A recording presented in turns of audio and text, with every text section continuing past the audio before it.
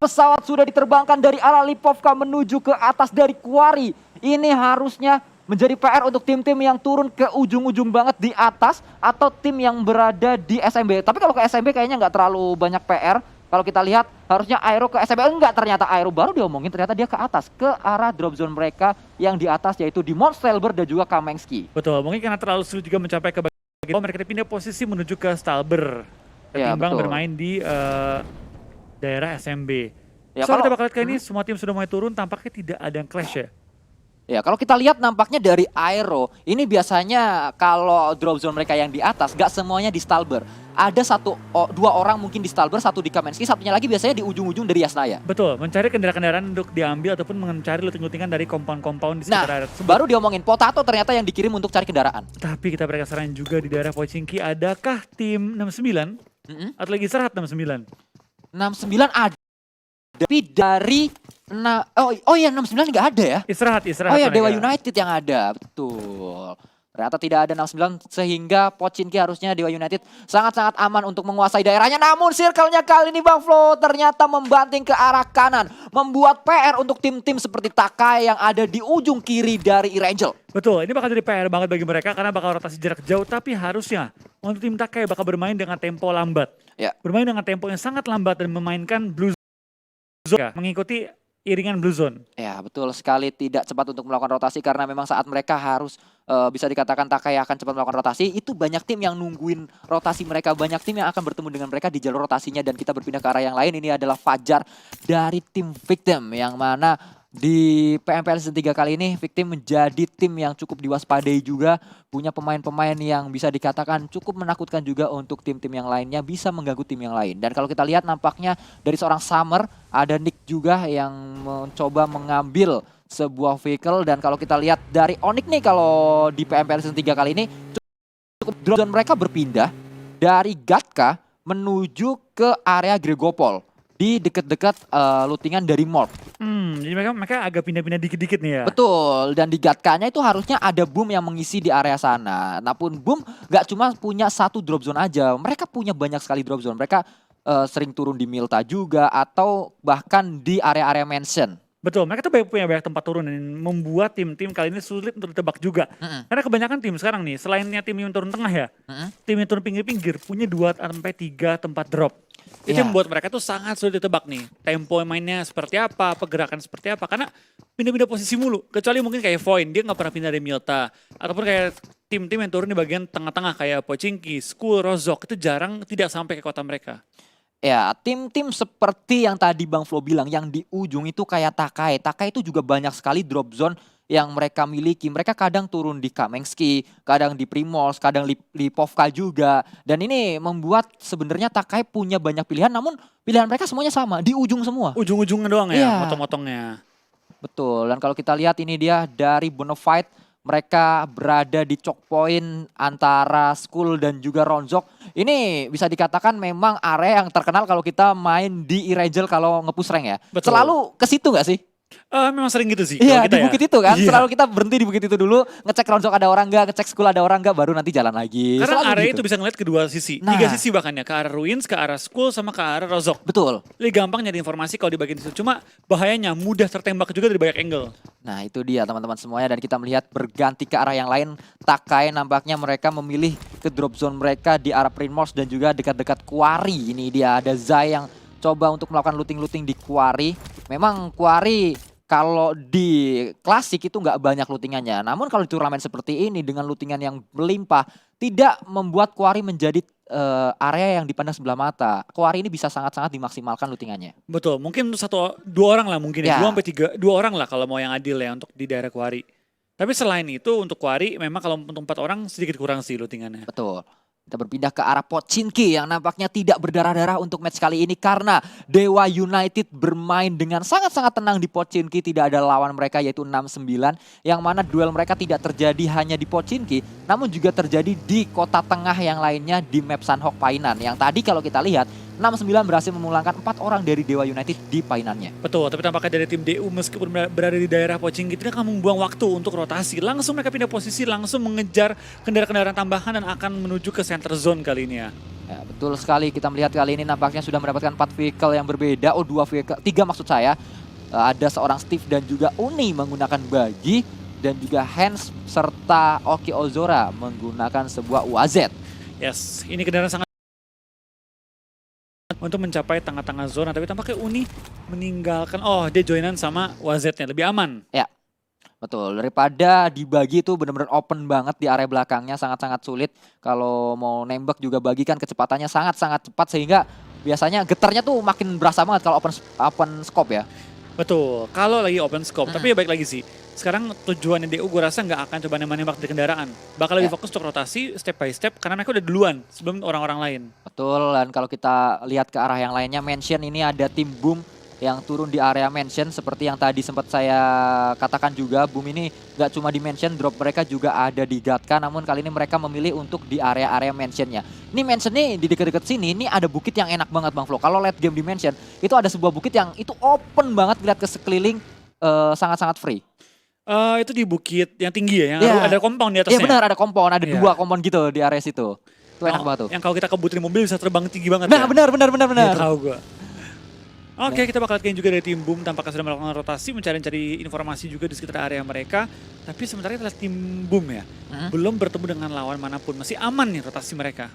Betul sekali, dan kalau kita lihat dari Ponbit, dia menggunakan sebuah bagi, sudah mendapatkan tas level 3, helm level 2, vest juga level 2. Sudah siap sebenarnya untuk melakukan fight di mid game sampai late gamenya nanti. Namun mereka belum bertemu dengan siapapun. Di area lain, Yasnaya, ini dia dekat-dekat Yasnaya ada SG. Skylight Gaming yang nampaknya kalau kita ingat season 2, Yasnaya ini punyanya Bonafide. Namun di season 3 kali ini Bonafide tidak turun di sana, diisi oleh SG. Betul, karena Bonafide yang sekarang itu banyak pemain dari Dranix ya waktu itu ya. Sehingga mereka banyak memainkan gaya gameplay dari tim Dranix. Karena setahu gue member yang tersisa hanya si Hans For You. Bener, Hans For You aja yang tersisa, dan Bonafide geser drop zone mereka tidak di Yasnaya namun ke arah Ronzok. Yang membuat akhirnya dari Yasnaya dikuasai oleh tim-tim lainnya. Betul.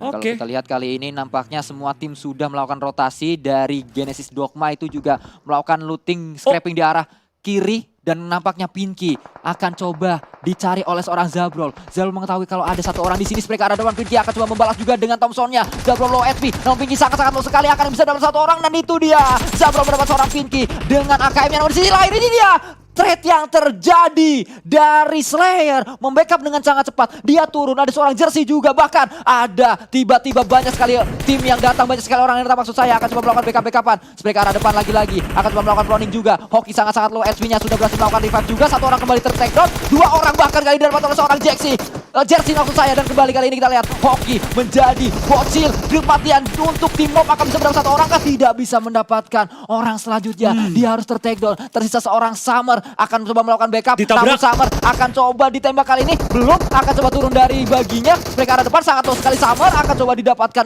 oleh pemain-pemain dari SG, namun akan coba di-flank ke arah kanan dulu. Summer juga akan coba melakukan healing terlebih dahulu, akan coba menyelamatkan 1 orang yang merangkak-rangkak, yaitu Takanome. Akan coba diselamatkan, jersey juga akan diselamatkan kali ini. 2 orang hilang dari tim Mob. Tim Mob tersisa 2 orang harusnya, karena di revive harus berhasil. Ini dia, Jay akan coba melemparkan granat juga. Akankah connect? Akan connect, belum connect. 2 orang bangkit kali ini dari tim Mob, akan coba melawan 3 orang dari Skylight Gaming. Betul, kita bakal lihat dari kedua tim masih belum sempat untuk healing full, tapi kita bakal lihat lemparan bom dari seorang Summer menuju ke bagian rumah dari Jay. Cuma belum menemukan targetnya. Kita bakal lihat dari tim SG pelan-pelan masih ngebangun serangan mereka menghadapi tim Morph yang tinggal menyisakan 2 member mereka. Summer dan juga Takanome bertahan di bagian atas rumahnya. Ya, mereka bertahan di atas sana, akan coba di-push, namun banyak sekali bakaran-bakaran yang terjadi. Jersey juga akan coba melemparkan sebuah utility, akan coba dilemparkan, benar sekali sudah dilemparkan, akan meledak di sana, namun belum memberikan damage yang berarti ke arah Takanome. Kali ini ada lemparan selanjutnya dari seorang Slayer dari tim SG, benar-benar punya banyak sekali utility yang digunakan untuk fight kali ini. Kembali Jay dari sisi lain akan coba melakukan flanking juga, 3 lawan 2 lagi-lagi. Dari segi jumlah player memang Mob kekurangan jumlah player, mereka hanya 2 orang melawan 3 orang. Namun dari segi posisi Mob sebenarnya lebih diuntungkan kali ini. Betul, kita bakal kayaknya juga dari Timor. Secara posisi bisa muter-muterin Broken Wall. Ya. Tapi Summer terkena bom yang sangat baik dari seorang Slayer. Menyisakan satu pemain lagi. Takanomi bertahan di bagi Broken Wall. 3 anggota tim SG langsung maju ke depan. Coba dalam upaya men-take down Takanomi. Dan yes, Timor bakal pulang di posisi ke-16 membawa 1 poin kill. Ya, Jersey tadi bisa menyelesaikan fight berhadapan dengan Team Morph. Tadi kalau kita lihat, Team Morph mengawali fight terlebih dahulu untuk men-take down satu pemain, yaitu seorang Pinky. Pinky dipulangkan, namun backup yang cepat dari pemain-pemain SG membuat fight pecah di compound tersebut. Compound yang tidak terlalu besar nampaknya, namun menjadi compound yang berdarah-darah. 4 orang dipulangkan di sana, bahkan 5 orang, satu lagi dari SG. Yes, kita bakal kayaknya juga ada beberapa tim tampaknya masih melakukan rotasi menuju ke arah circle yang kali ini memakan cukup banyak air ya. Cukup banyak perairan yang dipotong dan ini bakal membuat banyak tim harus menumpuk di bagian center. Tidak semua tim berani masuk ke arah bagian pantai, jadi kita bakal lihat banyak yang numpuk di daerah open field mansion. Ya, kalau kita lihat nampaknya dari Genesis Gits itu dia tadi looting di arah kiri banget, scraping di pojok deket-deket quarry, di kiri quarry. Sekarang mereka sudah muter ke atas Yasna, ya sangat-sangat jauh sekali mereka melakukan rotasi. Ya, ini panjang banget jalur rotasi mereka, tapi beberapa tim juga melakukan jalur rotasi yang agak panjang ya. Ya. Seperti tim Genesis Dogma Gits, dan juga ada beberapa tim yang dari bagian bawah seperti Takai, memang jaraknya jauh rotasi mereka. Benar. Namun dari sisi lain nampaknya dari tim RRQ akan coba memanfaatkan sebuah cekungan, melihat pemain-pemain dari EVOS yang sedang melakukan rotasi tidak ditembak sama sekali. Nampaknya akan coba di-keep dulu informasi yang didapatkan oleh tim RRQ Ryu sejauh ini. Yes. Mereka melakukan setup forting dengan kendaraan mereka di awal permainan kali ini menggunakan open field sebagai keunggulan mereka. Tapi sementara kita perhatikan ya, cukup banyak tim yang mengambil daerah-daerah sekitarnya mereka. Ada tim DU, ada tim EVOS yang langsung mengambil daerah-daerah ini. Malah open fieldnya Yasna kosong total. Ya, kalau kita lihat nampaknya dari tim EVOS, mereka juga masih stay di dalam circle-nya, berada di ujung-ujung circle. Sejauh ini permainan mereka masih cukup stabil, setidaknya belum ada fight yang pecah juga dari tim EVOS. Dan dari Bigetron akan coba berdekatan dengan 21 eSport, yang mana 21 eSport ini membagi 4 area yang berbeda dari masing-masing rosternya, menguasai satu orang satu rumah. Betul. Kita penasaran juga kebanyakan tim langsung mengambil defensive position. Mengingat zona ini banyak mengambil perairan sehingga daratan cukup terbatas. Semua ngehajar tengah, ambil rumah. Dan banyak tim yang cuma satu rumah rame-rame. Ya. Nah, kalau kita lihat nampaknya itu dia Zai ter-take down oleh seorang Anthem dari Eagle 365. Langsung dipukulan begitu saja seorang Zai yang sedang melakukan rotasi tadi. Yes, kita bakal lihat dari tim Eagle 365 tampaknya menempati posisi yang sangat enak di daerah shelter. Mengambil angle yang berbeda sehingga semua tim yang lewat daerah sini bakal terpantau oleh pergerakan dari tim Eagle 365. Ya, mereka memanfaatkan gundukan-gundukan dari Goa Shelter ya. Yang mana ini memberikan mereka high ground, memberikan mereka vision yang cukup luas juga kepada tim-tim yang sedang melakukan rotasi. Dan ada tim Takai yang tadi lewat di depan mata mereka, langsung ditembak begitu saja. Zai langsung dipulangkan ke arah lobby. Yes, dan zona tampaknya pental ke bagian bawah. Kita bakal lihat banyak banget tim yang bakal numpuk di daerah perkayuan dan juga shelter kali ini. Ya, kalau kita lihat Milta Power itu hanya ada Voin di area sana dan Voin mengambil ujung banget dari Milta Powernya. Yes, mereka mengambil ujung banget bahkan sampai ke bagian tepi pantai kali ini ya. Dan kalau kita lihat banyak sekali tim yang sedang melakukan rotasi, semuanya seakan menggunakan mobil. Gak ada yang jalan kaki kalau kita lihat dari mapnya. Bahkan dari Skylet juga sedang melakukan rotasi dari arah yang paling jauh dari circle-nya. Betul, tapi tampaknya dari Redface coba untuk membuka map terlebih dahulu. Memastikan jalur dari mereka aman maju ke depan. Di mana depan mereka, kiri ada DU, kanan ada RRQ. Mereka yang paling ketinggalan di belakang. Ya.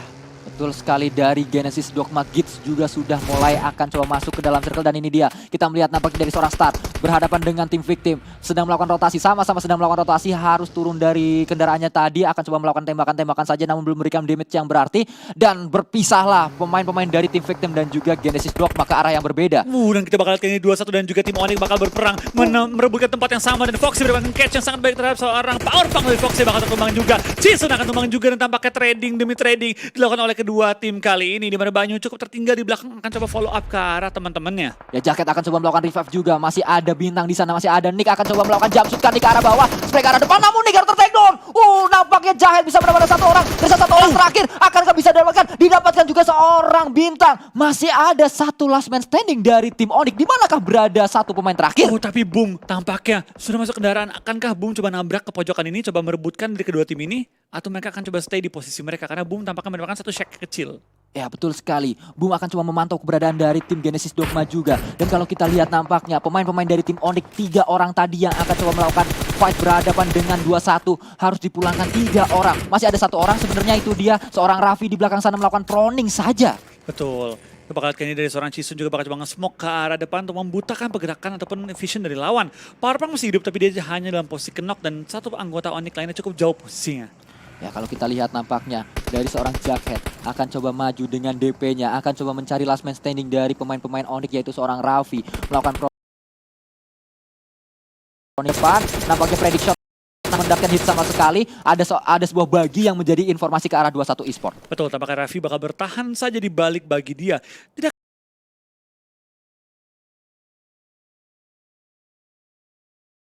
kiri dia juga ada 21, ini PR banget untuk seorang Raffi. Dogma Gits, mereka juga bertahan di sebuah shake yang benar-benar kecil sekali itu. Kalau ada granat masuk mereka akan sangat kocar-kacir. Namun orang Raffi, ini kita melihat poin view dari seorang Raffi masih memantau keberadaan dari pemain-pemain 21. Ada Foxy di sana, akan coba membuka skopnya kah? Belum. Nah itu dia dibuka. Mereka depan namun terkena bagi sendiri. Sayang sekali. Terkena bagi sendiri, padahal dia bisa dapetin catch yang sangat baik ke arah tim 21 dan mungkin bisa sedikit meringankan pressure terhadapnya. Iya, itu tadi tembakan dari seorang Raffi justru membuat baginya berasap. Betul, tapi ya kayaknya Raffi bakal bertahan aja sih. Dia nggak bakal pindah terlebih dahulu. Ya kalau kita lihat berganti ke arah yang lainnya. Tim 21 Esport sudah mendapatkan 3 poin kill sejauh ini. Ada tembakan juga kalau kita dengar tadi. Naider juga mendapatkan seorang KF dari sisi lain. KF langsung dipulangkan oleh satu pemain dari tim RRQ yaitu seorang Naider. Namun kita lihat kali ini Banyu didapatkan oleh pemain-pemain lain nampaknya. Di-flank oleh Boom berarti ya 21. Sisi belakang mereka di-flank oleh Boom. Karena mereka mungkin menyadari bahwa 21 ini split 3-1 sehingga orang sendiri dikejar langsung dan tampaknya Eric dan juga EVOS bertarung kali ini di bagian sisi lain dari mapnya. Ya kalau kita lihat nampaknya fight terjadi pecah di mana-mana, namun kita akan coba melihat fight yang ada di ujung-ujung dari perairan ini, di ujung-ujung dekat air nampaknya terjadi fight di arah pantainya. Kembali akan coba dibuka skopkah oleh seorang Jacket namun belum. Dengan DP-nya masih terus akan coba mencari di manakah pemain-pemain dari lawan-lawannya. Miseri juga bisa mendapat satu orang, nampaknya licin didapatkan oleh seorang Miseri namun dia juga terkena blue zone-nya kali ini. Betul, mereka perlu pindah posisi tapi kita bakal dari tim GD akan bertemu dengan seorang Bobs dari tim Victim kan ini one on one situation. Spray down dengan barrel oleh seorang Star. Coba belum menemukan target ya, Bobs bakal nge-flank ke arah kiri.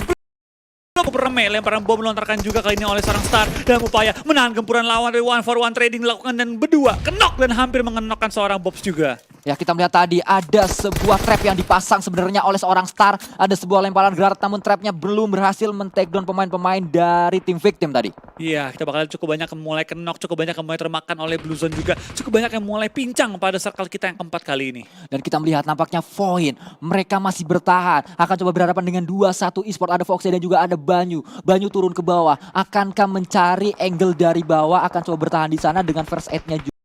Ini Banyu harusnya sangat sulit untuk naik, kalau dia naik ketahuan sama tim Void. Betul, kita bakal kayak juga dari pergerakannya tim Void tampaknya nggak mau terburu-buru. Bakal bermain lebih hati-hati, coba kontrol posisi mereka terlebih dahulu. Dan kalau kita perhatikan sekarang ya, Void yang tadi mengambil ujung-ujung dari Meta Power, kayaknya harus maju dikit. Betul. Dan di sisi lain Takai juga pecah fight-nya di sana, ada Void mendapatkan satu orang, namanya Void ini melakukan split juga. Namun Banyu bagus sekali tadi mendapat satu orang, Asa didapatkan oleh seorang Banyu kali ini. Betul, kita bakal dari Banyu bakal melakukan healing terlebih dahulu di lain sisi. Cukup banyak tim yang sudah mulai clash satu dengan lain dan 2-1 Jughead di finish oleh Raffi yang tinggal seorang diri bertahan, tapi Raffi bakal TP-TP juga oleh seorang Banyu. Di balik baginya tampaknya tidak akan terkena peluru-peluru panas dari seorang Banyu dan Debs mendapatkan grenade killer kali ini. Ya, Debs lagi-lagi dari tim Void bermain dengan cukup rapi di match kali ini. Melemparkan sebuah granat dari seorang Banyu ke arah depan, coba dimasak. Sangat-sangat matang, coba dilemparkan, akan coba meledak di sana. Dan itu dia memberikan damage saja ke arah dua pemain dari tim Void. Void benar-benar melakukan split, dan dua-duanya yang lagi split itu, fight semuanya. Betul, benar-benar langsung didapetin dua dan hampir langsung dinokin dua pemain. Dan nampaknya Takai juga bakal pulang di posisi 15 membawa 0 kill pada game kali ini. Tampaknya dua tim juga masih menahan sakitnya Blue Zone. EVOS tinggal satu player down dan juga BFD masih memiliki 3 player mereka. Zona tampaknya cukup sulit untuk dikuasai oleh semua tim karena dikit ya atau minimnya kompon yang tersedia. Dan kalau kita melihat nampaknya kali ini pemain-pemain dari Victim akan coba, pemain dari DG Gits kali ini akan coba dipulangkan dan dia GD langsung dipulangkan begitu saja. Kembali kita melihat nampaknya hanya ada dua tim yang masuk ke dalam circle, yaitu Dewa United dan juga Boom. Betul, kita bakal ingin juga dari tim BTR sudah menyebar dengan cukup luas, sudah mengincar bagian-bagian selatan dari circle-nya kali ini. Tapi EVOS Red Face bakal terobos aja melewati pertahanan dari tim BTR kalau diperhatikan di sisi dari minimap.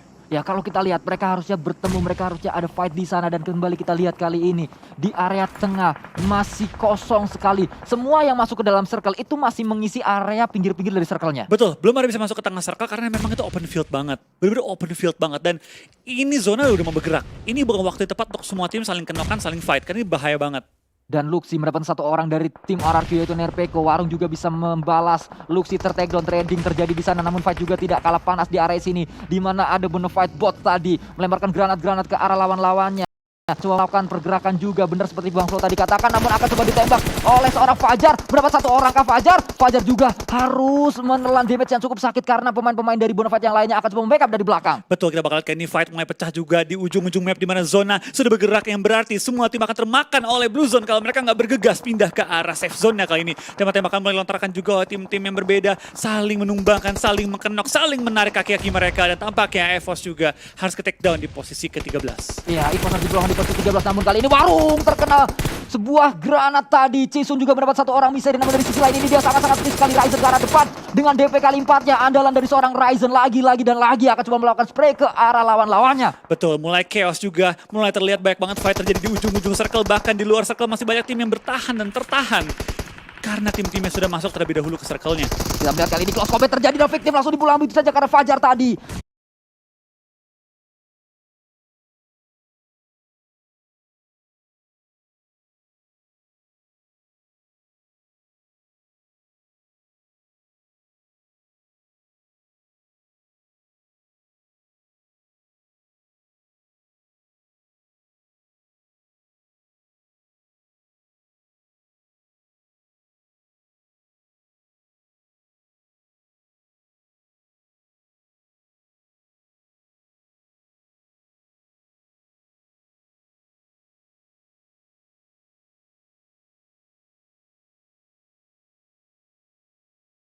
Terkena pemain-pemain dari Bumpon tadi membalikan seorang Fajar dan juga tim victim yang lain.